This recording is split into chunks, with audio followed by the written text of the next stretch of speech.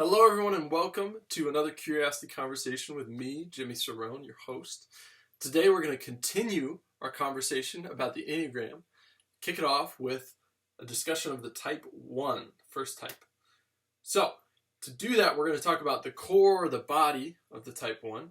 We talk about its wings, its directions of integration and disintegration, and finally, we're going to wrap up with growth, how ones can grow. Let's get right to it. So let's talk about the body or the core. This is the basic fear, the basic desire, and then the passion that connects the two. So, and the basic fear of a 1 is to be bad. The basic desire is to be good. And then this tension between the two actually creates a passion we wouldn't guess, which is anger.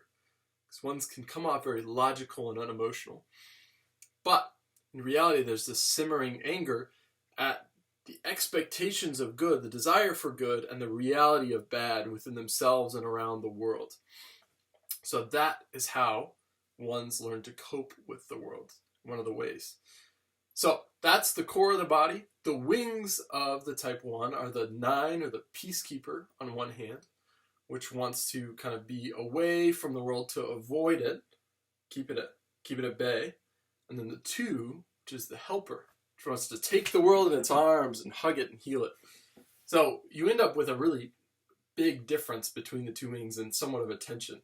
And as a consequence, a 1-wing 9, an idealist, ends up looking very different than the 1-wing 2, the advocate. Right? They probably hold a lot of the same values, but one does a lot about it and one thinks a lot about it. End up being very different. So those are our wings. Now let's talk about integration. When ones integrate, they're able to let go and take on the joyfulness of the type 7. So that is when they're growing, when they're in a great environment, they move towards this relaxed state where they can do great things and have high standards, but not freak out about it. When they're in stress, though, ones move towards 4. Become self-absorbed and moody and really focused on their uniqueness. You hear the phrase, I'm the only one doing good, or I'm the only good one here. There's a focus on their unique capability to be good, in part because of their insecurity about being bad. Now, finally, let's talk about how ones can grow. It's really interesting. Richard Rohr writes about it. And one of the best ways for ones to grow is to encounter reality.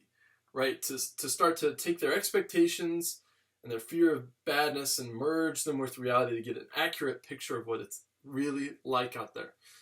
There's 2 great ways to do this. One is to learn to listen and see that other people have standards for right and wrong that are just as valid as yours. And the second one is literally watching growth. Richard Rohr has found that in growing plants, he's learned that perfection doesn't have to be equal to growth. See, another name for the 1 is the reformer. They're always trying to change things for the better. And in plants, you can see that even if things aren't perfect, they can be better without having crazy standards of perfection. There's no such thing as a perfect plant, yet it grows. And reflecting on that can bring ones a lot of peace. So, today we talked about the body, wings, direction of integration, and growth of a 1. And I want you to take away one thing. The idea of reform can itself be reformed. That is the gift of the 1. They can learn to relax and reform in such a way that it's a joy rather than a burden.